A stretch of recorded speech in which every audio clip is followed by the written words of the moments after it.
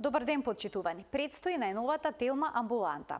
Ортодонцијата често се поврзува само со естетското подобрување на насмевката и исправувањето на неправилната положба на забите. Но незиното влијание е посуштинско. Правилниот распоред на забите го намалува ризикот од кариес и од пародонтоза, односно од болестите на непцата, како и од нарушувањето што влијае на виличниот зглоб и мускулите, што управуваат со движењата на вилицата. За улогата на правилната положба на забите врз целокупното здравје и можностите за превенција на проблемите, зборуваме со професор доктор Цветанка Байрактарова-Мишевска, ортодонт. Разговорот ќе го проследите по рекламите, а како и досега, ќе оставиме простор и за ваши прашања во програма. Се гледаме набрзо.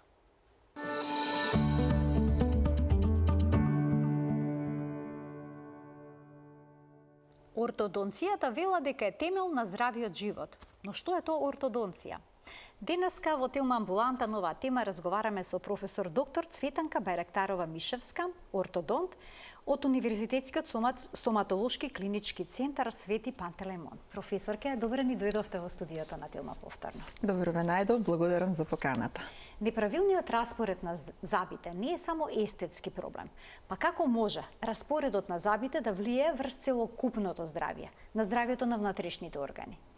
Да, лошото орално здравје доведува до сериозни здравствени проблеми и затоа е потребно редовна посета на стоматолог, односно ортодонт, слушање на совети, одржување на добра орална хигиена.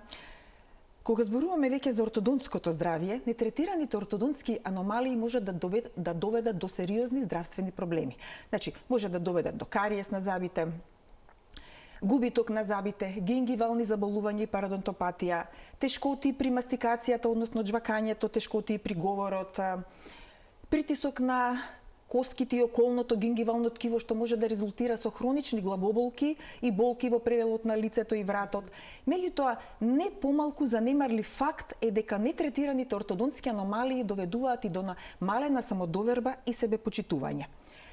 Бројни студии го потврдиле фактот дека замновиличните аномалии може да представуваат социјален хендикеп. Не смееме да ја подцениме вредноста на привлечната насмевка. Правилно подредените заби, хармоничните вилични односи и убавата насмевка носат попозитивен статус на сите социјални рамништа. Па затоа велиме како ортодонтската терапија напредува, како ги коригираме ортодонтските неправилности, така се враќа и самодовербата кај пациентот. Што е многу важно. Апсолутно. И затоа велиме дека ортодонтската терапија всушност представува на некој начин и социјален и професионален успех кај пациентите. А докторке, доколку имаме неправилен распоред на забите и неправилен сооднос на вилиците, може ли сето тоа да представува проблем со джвакањето и тоа пак да доведе до некакви тегоби со гастроинтестиналниот тракт, односно со варењето на храната? Апсолутно, апсолутно. Кажав дека замновиличните аномалии, односно ортодонтските неправилности доведуваат и до тешкоти и при мастикацијата, односно при джвакањето, но пречки и при говорот, а сето тоа, значи, штом имаме проблеми со мастикацијата, доведува и до гастроинтестинални проблеми. И затоа од секој аспект треба да се со внимание да се следат овие аномалии, да се коригираат. Така, да се коригираат на време, но има секако можност и сето тоа да се превенира. Да. Па сега еве ние издвоивме како може да се спроведе превенцијата, во кој период од животот. Можеме да го погледнеме првиот елоп во денешната телна амбуланта и да почнеме да разгледуваме редоследно. Значи, превенција за време на бременоста, потоа има доенечка превенција, превенција од првата до третата година, потоа во предучилишната возраст има една превенција со ортодонтски преглед на 6 години, секако има и други аспекти што ќе ги разгледаме, но ќе започнеме редоследно. Што може да направи и трудницата во оној чувствителен период од животот за да влие на правилен развој на вилиците на плодот, на се уште нероденото бебе? Да, таа е така наречена пренатална превенција, односно која што го вклучува хигиено-диететскиот режим на мајката. Што значи тоа? Знаеме дека првиот триместар од бременоста, кога се случува органогенезата, е од исклучителна важност за нормален развој на плодот. Целта на таа пренатална превенција е да го заштити плодот од можни несакани кодгенитални оштетувања, но и да овозможи оптимални услови за негов понатамошен развој. Значи, тоа значи дека тој хигиено-диететски режим вклучува заштита прво од рентген зрачења, заштита од прекомерно зимање на одредени лекарства. Тука ќе ги споменам антиконвулзивите, тетрациклините, епилептиците, значи лекови за епилепсија. Понатаму, заштита од инфекции. Заштита од рубеола, морбили, цитомегаловируси, конгениталниот луес, заштита од стрес, колку можеме во денешно време да се заштитиме од стрес, тоа е веќе знак на прашање, меѓутоа да се избегнува пушење, употреба на алкохол, наркотици. Цело она што е важно да се е дел од здравиот живот, да се применува во овој период од бременост. Многу ни е важна и правилната исхрана, затоа што дефицитарната исхрана исто така доведува до забавен телесен развој, меѓутоа и до проблеми во смисла на оштетување во структурата и развојот на забите. Така да затоа е потребна, нели, исхрана богата со витамини, минерали, јагле, хидрати, масти, да биде разновидна исхрана. Дали бебето го влече целиот калциум од организмот на мајката, доколку таа не внесува доволно преку исхрана, бидејќи некои трудници се убедени дека калциумот од нивните заби може да биде извлечен и на таков начин тие да имаат проблем со оралното здравје поради бременоста? Не, затоа цело време има така некои митови што во популацијата се, меѓутоа сметам дека со правилна исхрана, значи таа правилна исхрана ќе овозможи и правилен развој на плодот. Така. Да. А дали има некои лекови кои што се речиси секојдневни, а представуваат ризик во однос на појава на расцепи на непцата и усните кај се уште нероденото бебе? Расцепите, како една посебна категорија, се смета, значи тие влегуваат во конгенитални аномалии кои што представуваат етиолошки фактор за појава на ортодонтски аномалии. Накратко само нешто ќе споменам за расцепите. Они се јавуваат помеѓу 4-та и 12-та недела од бременоста и затоа постојано нели апелираме за тој прв триместар од бременоста, за таа органогенеза многу да внимава мајката во тие први 3 месеци од бременоста. Се јавуваат како резултат на некомплетно стреснување на сегментите на устните, мекото и тврдото непце. И една од причините за нивно настанување покрај наследниот фактор се и факторите на животната средина, меѓу кои ќе ги напоменам дефицитарната исхрана, исхрана сиромашна со Б витамини, посебно фолна киселина, затоа препорачуваме доколку е планирана бременост, неколку месеци пред бременоста, мајката да прима фолна киселина, потоа пушењето. Бројни студии ја потврдуваат врската помеѓу активното пушење на мајката и појавата на расцепи, одредени лекарства, значи веќе ги спомнав антиконвулзивите, епилептиците, значи една поширок спектар. Ацетилсалицилната киселина и антипиретиците. Значи една поширока палета на лекарства кои што можат да доведат до појава на расцепи. Расцепите се значи конгенитална аномалија која го афектира постнаталниот живот на новороденчето. И затоа јас тука би сакала, можеби малку сега ќе избегаме од прашањето, би сакала да апелирам затоа што бројни се проблемите од медицински, психолошки и социјален аспект кои што се јавуваат кај овие новороденчиња. Поготово кога расцепите може да бидат расцеп на усна, расцеп на палатум или расцеп на усна и на палатум. Сега, кога е расцеп на палатум, со или без расцеп на усна, тука веќе имаме проблеми при исхраната на новороденчето. И затоа ќе апелирам до сите педиатри и гинеколози низ Република Македонија. Ние имаме исклучителна соработка со педиатрите и гинеколозите од Скопје. Меѓутоа, апелирам до сите останати гинеколози и педиатри, кога ќе се роди дете, бебе, со расцеп на палатум, со или без расцеп на усна, да го испратат на нашата клиника. Затоа што ние веднаш уште истиот ден или наредниот ден или после 2-3 дена изработуваме обтуратори, тоа е еден вид протезички кои што ја олеснуваат исхраната новороденчето. Затоа што тој обтуратор прави бариера помеѓу устната и носната шуплина и не дозволува проток на млекото низ носните ходници. Со тој обтуратор се олеснува исхраната и му се овозможува на новороденчето полесно да напредува, да расте, да се развива. Значи има начини тоа да се реши уште апсолутно. Уште периодот по раѓањето. Веднаш по раѓањето, да. Преминуваме на следниот чекор во превенцијата, тоа е доенечката превенција и се однесува секако на начинот на исхраната. Seедно ли е дали бебето ќе се храни со шише кои што има цуцла или ќе цица? Дали тоа влие на развојот на вилиците? Да, кога се раѓа бебето, се раѓа со положба на долната вилица во ретроградната положба, што значи тоа долната вилица е поназад во однос на горната. Со актот на доење, тој однос доаѓа во ортогната положба. При актот на доење се развива 60 пати поголема мускулна сила во однос ако бебето се храни со шише со цуцла. И затоа, доколку мајката од X причини, нели велиме дека од секој аспект доењето е најдобро, меѓутоа доколку мајката од X причини не може да го дои детето, тогаш отворот на цуцлата треба да биде што помал. За детето може да се помачи додека всушност го влече млекото, додека се храни. Да. Затоа велат и бебе кое што цица не е пожелно да му се даде шише со цуцла, бидејќи хранењето на тој начин е поедноставно и полесно за него. Да, и не треба да биде тој отвор на цуцлата поширок, не треба детето во вертикална положба па да му тече млекото, значи директно во устата, туку детето треба да се помачи да го извлече млекото тоа шише со цуцла, а нормално дека доењето е многу подобро од секој аспект. Меѓу другото и за развојот на вилиците. А доколку бебето користи цуцла лажливка, дали тоа може исто така да представува проблем? Да. И тоа голем проблем може да представува. Јас сум против тие цуцли лажливки, моите деца не користеа тоа.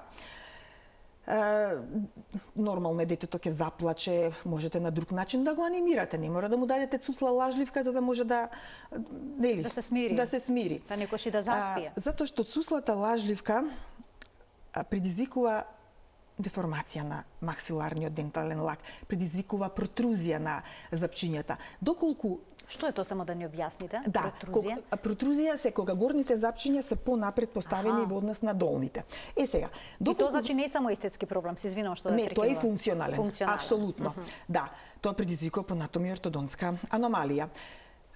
Доколку таа цуцла лажливка се отстрани пред втората година, ќе дојде до физиолошка самокорекција. Меѓутоа, ако продолжи и понатаму, пошто тоа е еден вид лоша навика, ако продолжи и понатаму, тогаш веќе имаме ние разни интерцептивни мерки, каде што ги применуваме.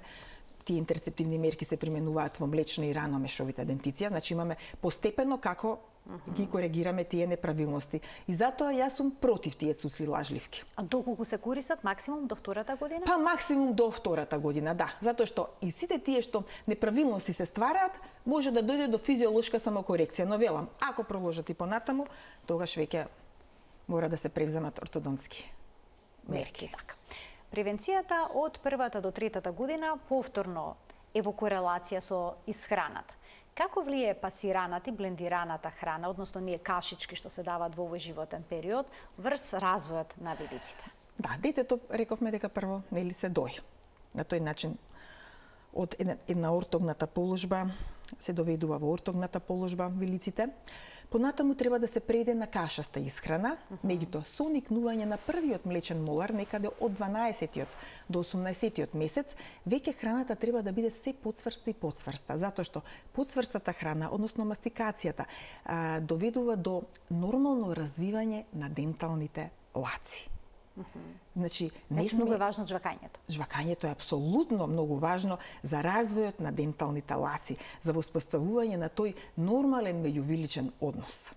Но знаеме дека се повеќе деца се хранат со кашички до подоцна во животот, бидејќи одбиваат да јадат цврста храна. Па тука е веќе желбата на родителот и упорноста на родителот. Затоа што тие дечиња што знаат на таа возраст?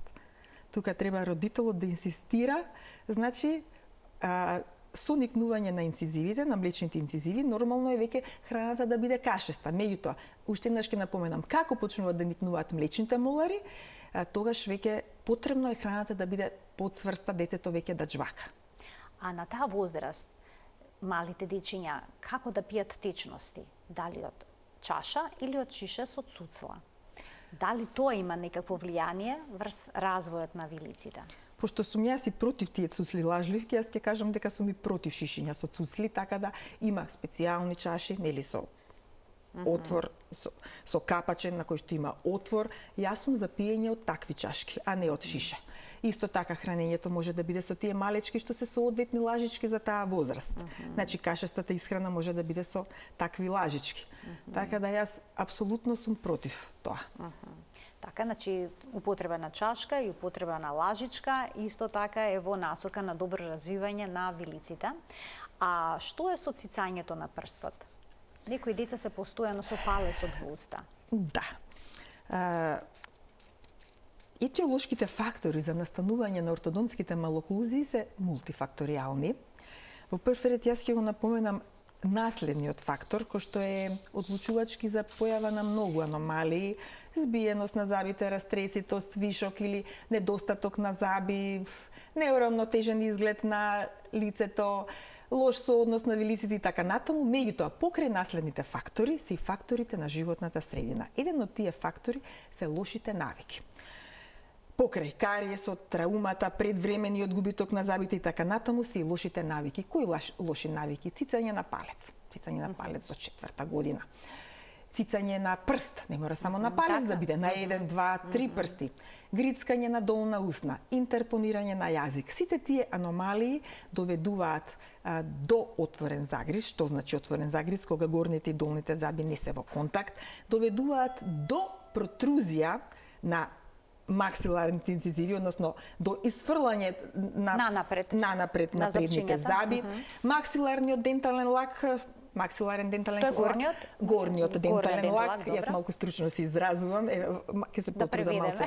Да преведеме. Значи, горниот дентален лак доаѓа во вид на буквата У или во вид на буквата В, што значи дека овие лоши навики доведуваат до појава на ортодонтски малоклузии кои понатаму треба да ги санираме.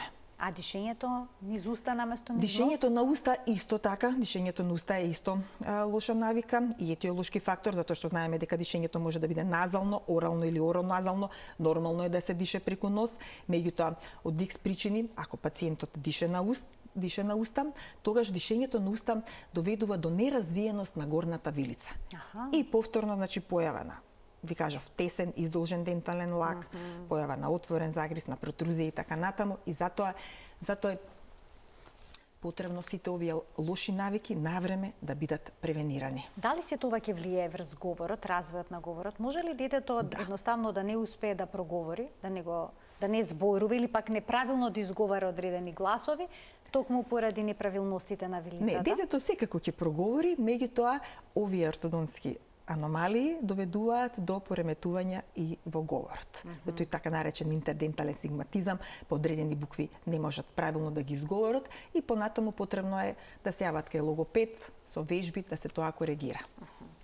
Има и превенција која што се спроведува во предучилишната возраст и тоа обично се однесува на прераното губење на забите, на млечните запчиња. Кои причини доведуваат до ваков проблем? Да, предвремениот губиток на забите е еден од етиолошките фактори за настанување на ортодонтските малоклузии. Млечните заби, покрај нивната главна функција за естетика и функција, имаат функција и да го чуваат просторот за трајните заби заменици. При нивен предвремен губиток, дали е тоа како резултат на траума, дали е тоа како резултат на некоја кариозна лезија, предвремена екстракција, во тој период, што се смета, да кажем, за предвремена екстракција? Повеќе од 6 месеци пред предвремен губиток или предвремена екстракција, повеќе од 6 месеци пред нивната физиолошка смена. Останатите заби имаат тенденција да ротираат, да инклинираат, да бодили да се поместуваат и да го затвараат просторот за трајниот зап заменик. Кога говориме за предвремен губиток на млечните заби, значи се затвара просторот за трајниот зап заменик и во тој случај доаѓа до појава на збиеност, а трајниот зап заменик или останува импактиран во вилицата, значи заробен во вилицата, или никнува странично, значи вон забната низа, орално или вестибуларно. Во тој случај мора да се изработат чувари на простор. Чуварите на простор се секундарна превенција, а примарната превенција е зголемување на забите, значи отпорноста на забите од кариес и санирање на кариозните лезии. Тоа значи дека малите деца треба да се поправат запчињата што се расипани. Да. Бидејќи некои се убедени дека нема потреба од тоа. Не, погрешно е мислењето дека млечните заби се менуваат и треба да не се санираат. Затоа што тоа, ви велам, понатаму доведува до други проблеми. Во секундарна превенција напоменав дека се чуварите на простори кои што можат да бидат мобилни и фиксни чувари на простор. Секако некои протезички што се стават меѓу забите, Да, како изгледаат? да, тоа се или во склоп на мобилни апарати, значи или може да бидат фиксни, значи изработени, се става прстен на млечниот зап и се пушта како една жичена решетка која што го чува просторот за трајниот зап заменик. Така. За не дојде до затварање на просторот, зашто после тоа многу потешка е корекцијата на и отварањето на просторот. Професорке, а што се преземе кај малите дечиња што имаат циркуларен кариес, како што ќе се изронат сите запчиња? Затоа е потребна превенција. Превенција да не дојде до појава на тој циркуларен кариес. Обично родителите прават грешка, иако мислам дека тој циркуларен кариес во денешно време е многу намален, затоа што веќе и едукацијата е на едно повисоко ниво.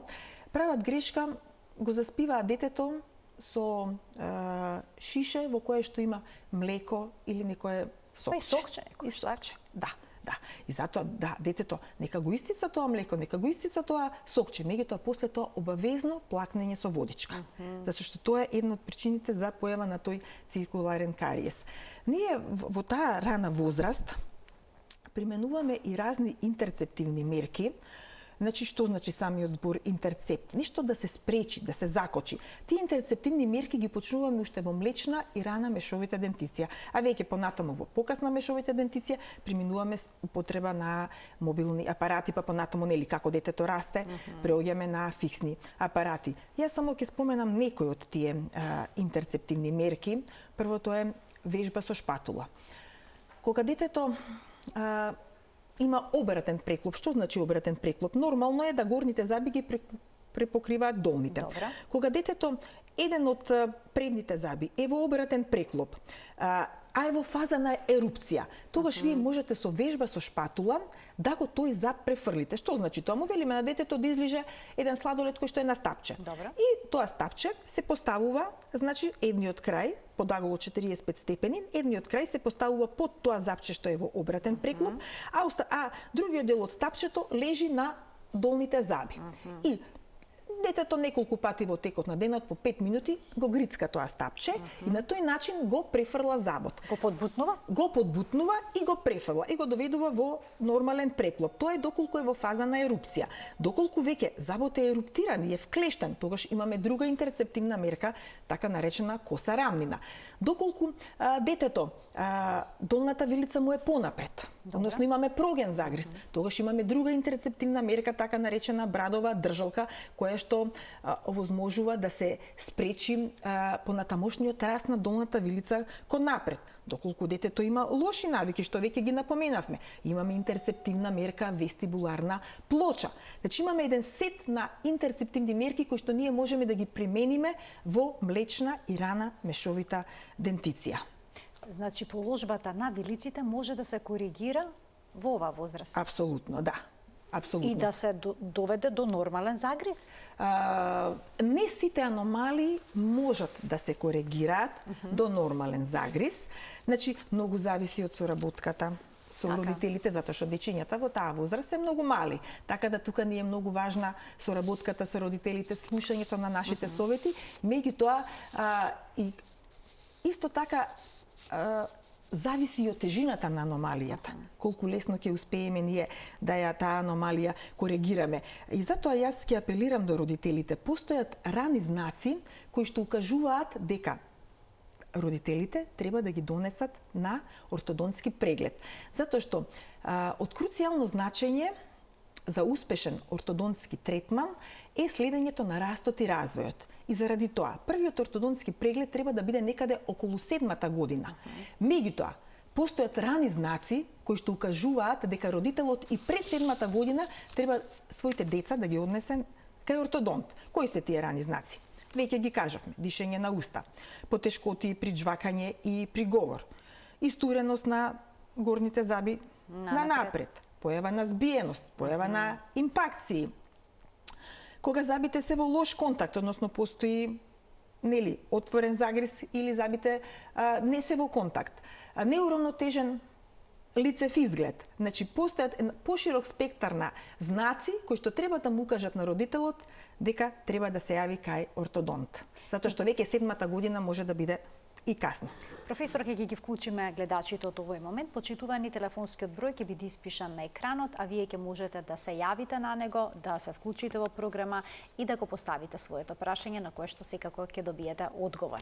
Споменавте преглед кај ортодонт. Нели е доволно преглед кај стоматолог?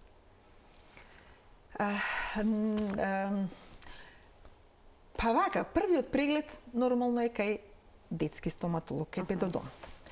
И педодонтот треба да ја установи состојбата, значи на забалото, и да го упати кај ортодонт. Доколку тоа не се случи, тогаш родителите се тие што треба да го однесат своето дете кај ортодонт, затоа што сепак ние сме тие кои што можеме да укажеме дали е време да се почне со терапија или доколку е рано, ќе дадеме совет кога треба да се започне со ортодонтска терапија.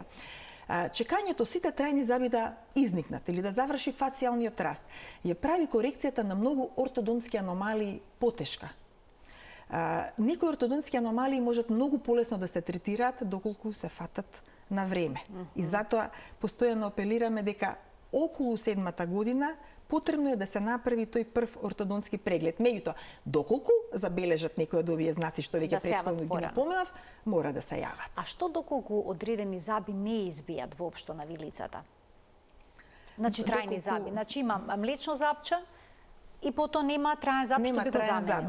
Тоа е така наречена агенеза на заби, тоа е конгенитален недостаток на заби. Агенезата на заби е поделена на хиподонција, олигодонција и анодонција. Вака накратко да објаснам што означуваат овие термини. Хиподонција кога недостасуваат 1, 2 па до 3 заби, значи вроден недостаток на заби. Олигодонција кога имаме поголем број на недостаток на заби. И тоа може да се јави и кај нормални здрави индивидуи, но и во склоп на синдроми, а анодонција е комплетно отсуство на сите заби, кој што се исклучиво се јавува само во склоп на синдроми. Кај здрави индивидуа анодонција не може да се појави. Во тие случаи, значи, имаме неколку начини на корекција на таа хиподонција, на таа агенеза. Доколку имаме протрузија на забите, имаме простор да може тие заби да се ретрудираат, да се повлекуваат наназад. Тогаш ако се работи за недостаток, обично кои заби се во агенеза? Максиларниот латерален инцизив, односно горната двојка и долната петка. Тоа се заби кои што најчесто недостасува. Сега тука може да недостасува и долната единица, горната четворка, вака народски да се изразам, првиот молар, односно шеската, и максиларниот тканин, односно тројката, се заби кои што најретко недостасуваат, многу поретко се во хиподонција. Од оваа класификација ги исклучуваме третите молари, односно осмиците, затоа што се тоа заби кои што најмногу варираат и во поглед на број, и во поглед на положба, и во форма, и во број на корени и така натаму, затоа ги исклучуваме од оваа класификација. Сега, доколку недостасува горната двојка, а забите се протрудирани, ние можеме со ретрузија да ги затвориме, да го затвориме тој простор, единицата и тројката да ги доведеме во контакт, па понатаму со естетски пломби, максиларниот тканин да го коригираме и да се добие една форма на латерален инцизив. Меѓутоа, доколку имаме нормална оклузија, тогаш го чуваме тој простор и понатаму тој зап може да се надомести со имплант или протетски. Значи има решение. Има решение. Во ортодонцијата нема нешто што не може да се реши. А како најчесто се решава растојанието помеѓу двете единици? Диастемата? Да. Диастема медијана е една од најупорните аномалии. Кај некои пациенти тоа изгледа симпатично и знам дека кај народот постои некој верување дека доколку имате диастема ќе бидете богат. Меѓутоа има пациенти на кои што навистина тоа им пречи. Една од причините за појава на диастема медијана покрај наследниот фактор е и ниската инсерција, односно ниската поставеност на лабијалниот френулум. Ова е тоа френулумче што се Тоа е како кожичка на горната вилица? Да, помеѓу инцизивите, да.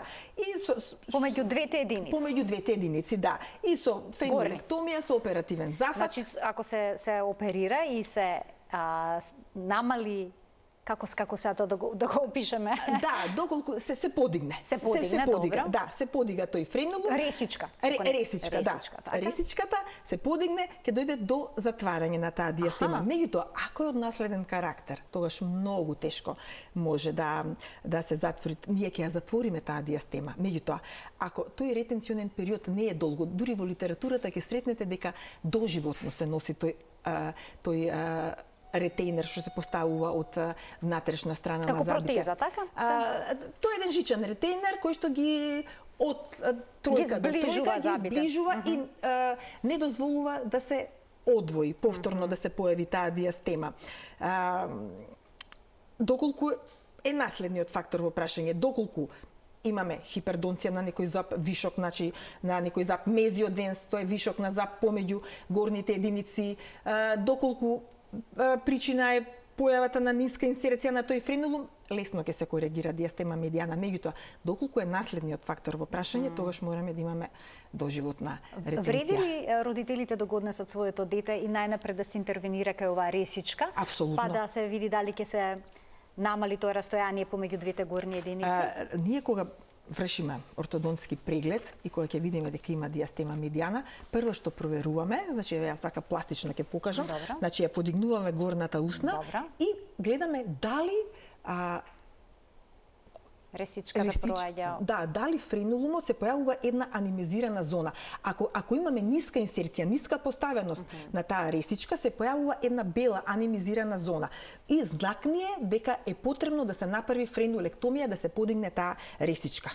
Сложен е тој зафат? Не, апсолутно. Што вклучува? Тоа е многу кратка интервенција, може да биде со класична метода, може да биде и со лазер, тоа е безболно. Така да. Значи безболно. Безболно е, тоа е многу кратка интервенција. Бидејќи звучи не, комплицирано и тоа е многу едноставна интервенција, да. Ќе вклучиме гледач, ќе му дадеме можност да го постави своето прашање. Добар ден. Добар ден. Повелете. Се јавувам во врска со мојата ќерка. Така. Има 7,5 години. И баш сега го спомнавте проблемот, недостасуваат кај неа горните двојки. Млечни запчиња имаше, така. Природно падна, меѓутоа од минатата година, од мај месец, април-мај, па до сега не се пораснати двојките. Единиците се сменати, трајни заби, така. Двојките ги нема. Што да преземиме и како да постапиме понатаму? Дали имате направено рентген снимка? Не. Затоа што прво, за да може да се диагностицира дали се работи за агенеза или можеби латералните инцизиви двојките се во вилица, мора да се направи рентген снимка. На рентген снимка ќе се види дали имаме вродено отсуство на забите или забите се во вилица, меѓутоа од X причини не можат да еруптираат. Така да јас ве поканувам, дојдете на клиниката за ортодонција, побарајте ме лично мене, ќе направиме една рентген снимка и ќе диагностицираме дали се работи за агенеза, дали недостасуваат или едноставно не се пробиени? Да, затоа што сепак 7,5 години можат и подоцна да еруптираат. Меѓутоа, исклучиво агенезата можеме да ја диагностицираме само на рентген снимка. Само таму е тоа видливо. Само тоа е видливо, да. А зошто понекогаш се случува да не пробијат година дена запчињата? Можеби нема простор. Значи, тоа може да е причина. Има збиеност, да. Така да. И тоа е, предпоставувам, во рамките на можностите ортодонцијата да го реши. Да. Тоа се прави, предпоставувам, со протези. Со мобилни протези, да. Има мобилни, фиксни. Кога мобилна, кога фиксна, професорке? Па фиксната веќе ви кажав, ние почнуваме веќе во касна мешовита дентиција, почнуваме веќе со, значи како ќе завршиме со интерцептивните мерки, веќе продолжуваме со мобилни апарати, некаде 7-та, 8-та година, затоа ако дали гледачката се уште вклучена? Јас мислам дека веќе е исклучена. Исклучена, да. Сакав да прашам дали постои диастема меѓу, пошто нормално е што латералните инцизиви не се никнати, сигурно постои диастема меѓу централните инцизиви со затварање. Диастемата всушност пуштен да се појавиме простор помеѓу меѓу двете просторот единици. и како се затвараат, значи со никнувањето на двојките, така доаѓа до спонтано затварање на таа диастема. Значи ние продолжуваме со мобилни некаде веќе 7-8 година, продолжуваме со мобилни апарати, доколку има збиеност, поставуваме штрав за трансферзално ширење, доколку забите се во ретроградната положба, во ретропозиција, не внатрешно или се на надвор, значи во протрузија, значи поставуваме штрафови во тие мобилни апарати, на тој начин правиме корекција на ортодонтските неправилности. Велам, нема нешто што не можеме да коригираме. Само треба навреме да биде фатена ортодонтската малоклузија, навреме да се јават пациентите. Дали е комплексно ширењето на горната или пак на долната вилица? Не. За да можат сите заби да пробијат, доколку има потреба за такво нешто? Не, сега во зависност од степенот колку треба да се, нели, да се прошири горната вилица. Ние на располагање ни се и мобилни и фиксни апарати за проширување на горната вилица. Од фиксните апарати еден многу ефикасен апарат кој што треба да го споменам, тоа е Хиракс апаратот, значи кај што се вградува Хиракс штраф. Тој е исклучително ефикасен фиксен апарат каде што за многу брзо, за многу кратко време доаѓа до нормален преклоп на забите. Во кои случаи се употребува тој фиксен апарат? Кога имаме билатерално вкрстен загриз. Што значи билатерално вкрстен загриз? Кога долните заби во бочната регија ги преклопуваат горните.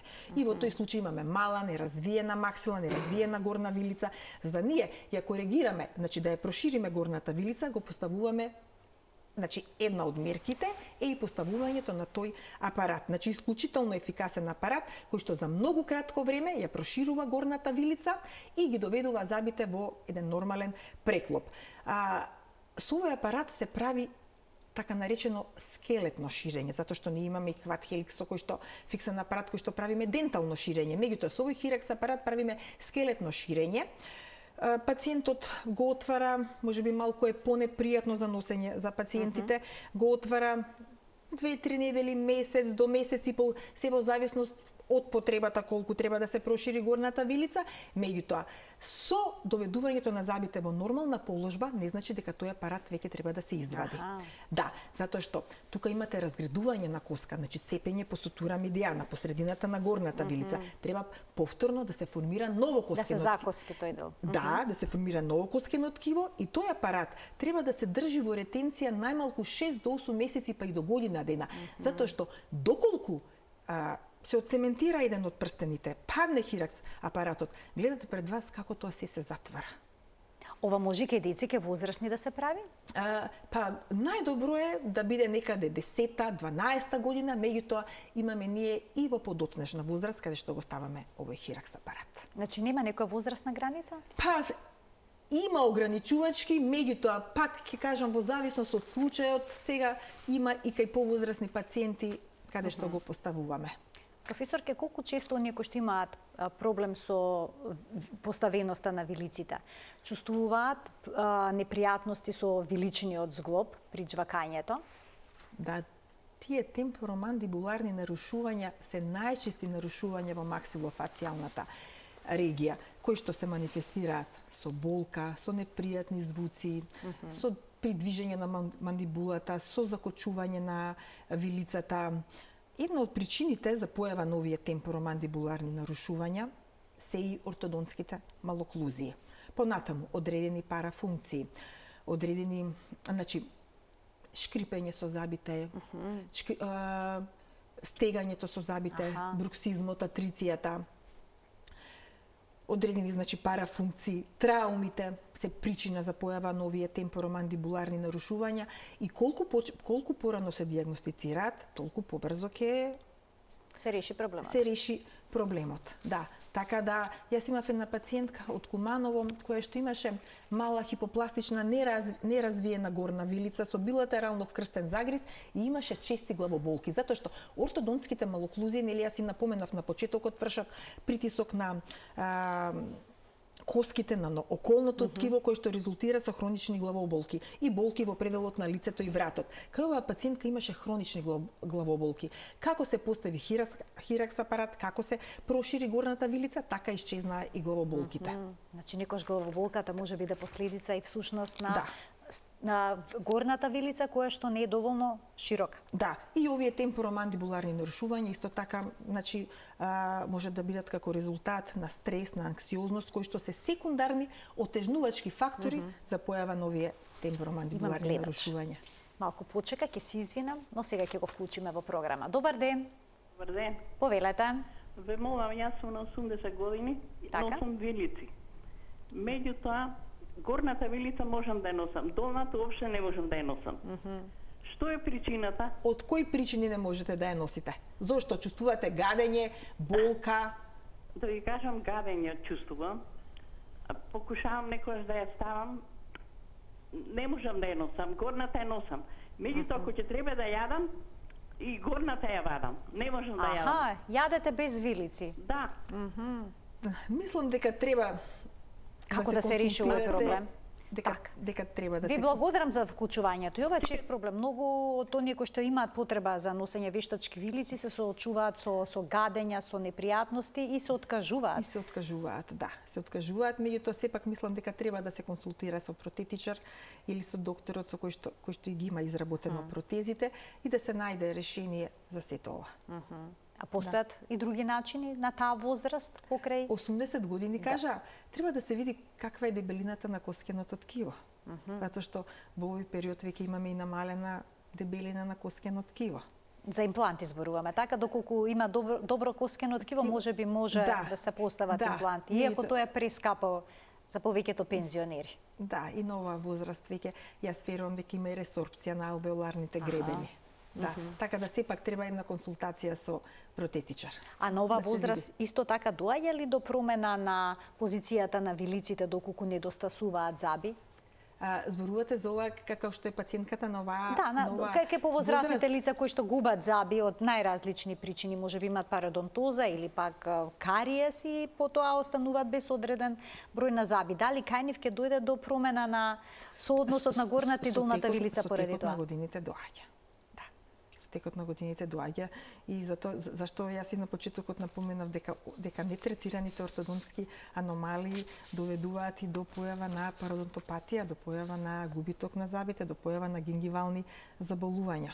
А губитокот на забите понатаму доаѓа до ресорпција на коската. Така. Можеме да забележиме видеа на кои што се прикажани фиксни протези. Како се поставуваат овие фиксни протези? Дали секој пациент е кандидат за нив и еве, дали е комплицирано потоа одржувањето на хигиената на забите на кои што се поставени фиксни протези? Со завршувањето на мобилната терапија, веќе кога се изникнати сите трајни заби, ние продолжуваме со поставување на фиксни апарати. За да може да се постави еден фиксен апарат, прво мора да имаме санирано забало, значи пациентот да нема кариес, да нема гингивални заболувања, затоа пред поставувањето на фиксните апарати, ние ги упатуваме кај специјалист по болести на забите и пародонтот, доколку има некое воспаление, тоа да се санира, доколку има некоја кариозна лезија, педодонтот или специјалистот по болести на забите, ентодонтот да ги санира тие кариозни лезии и преминуваме кон поставување на фиксните апарати. За успехот на една ортодонтска терапија не е доволно само вие да ги поставите ортодонтските фиксните апарати.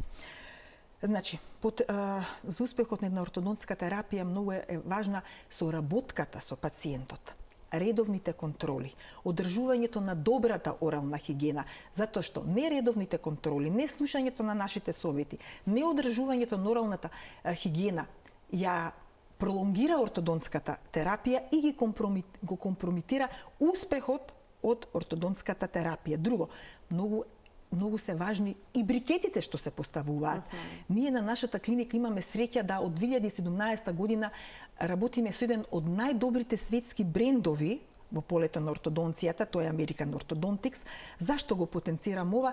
Затоа што е тоа исклучителен бренд кој што дава одлични резултати за многу краток временски период.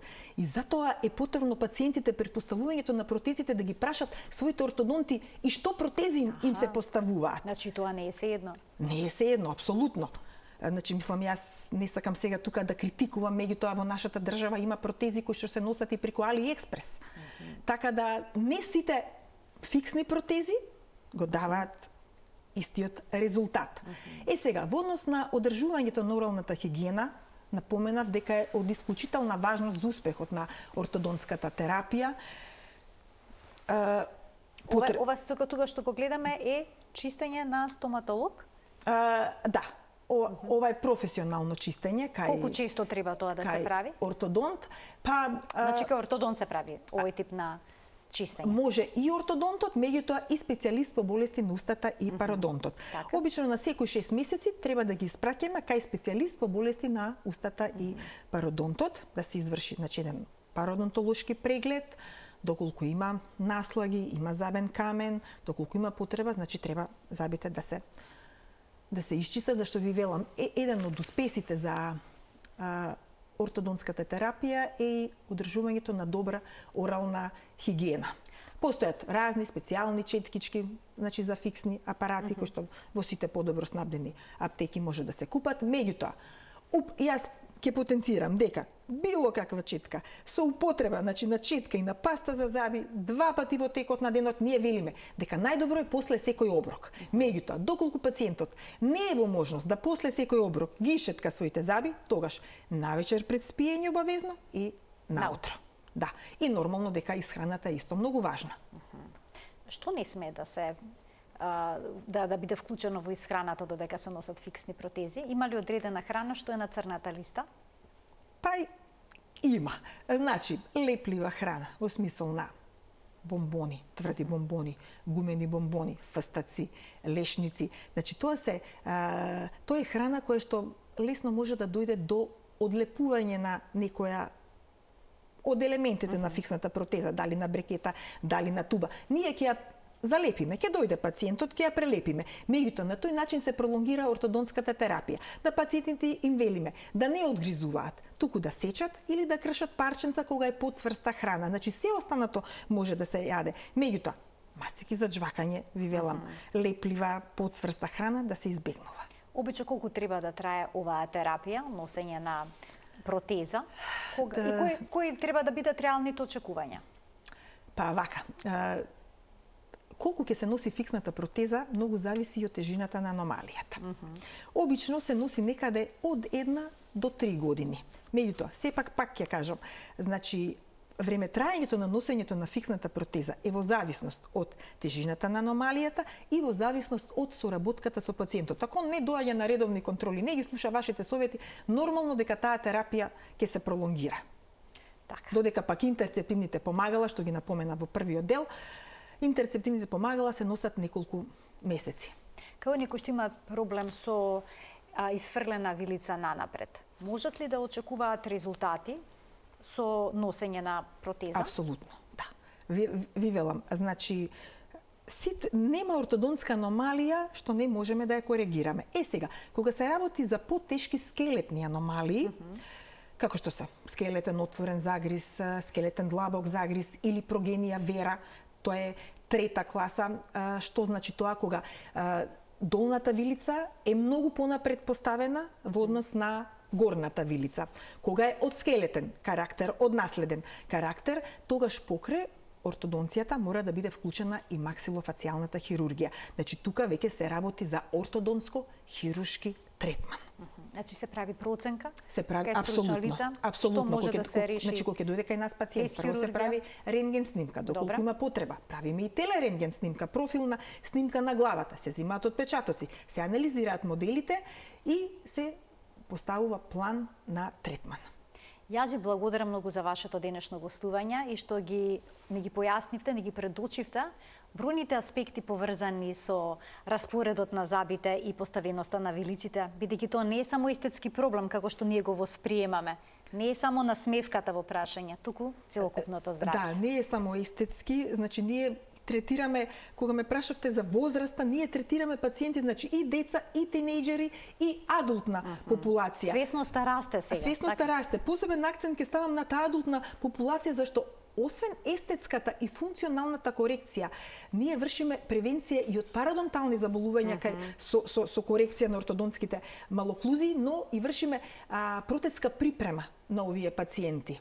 Така да не е само естетскиот момент. За нас ортодонтите многу поважен е функционалниот момент. Значи и ќе се спречи пародонтозата, што е еден Апсолутно. голем проблем кај современиот човек. Ви благодарам многу за гостувањето. Ви благодарам и на вас за поканата. Почитувани, тука ја заокружуваме денешната тема амбуланта. Ви благодарам што бевте со нас и денеска. Ви посакувам пријатен ден.